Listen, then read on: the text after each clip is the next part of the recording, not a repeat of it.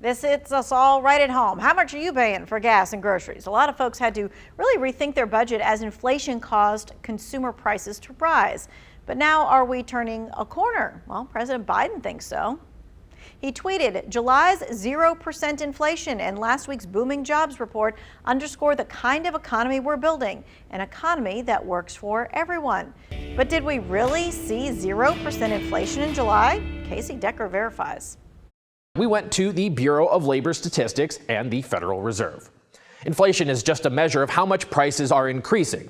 The Bureau of Labor Statistics tracks the price of common goods to create the Consumer Price Index, or CPI, and it measures changes in price both from month to month and year to year. So if you look at the month of July, you can see the CPI did not increase at all, meaning prices did not rise from the end of June to the end of July. So it is accurate to say there was no new inflation in the month of July. And Biden's statistic of, quote, July's 0% inflation is correct.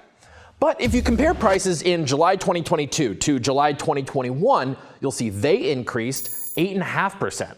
The Federal Reserve says the ideal annual inflation rate is 2%. So we're still many times higher than that, and inflation is definitely still a problem. But it didn't become a worse problem in July, indicating it could at least be slowing down. Of course, because CPI is an index of a bunch of different goods, how inflation is actually affecting you will vary depending on where you live and what you buy. For instance, gas prices are going down, but food prices are still rising.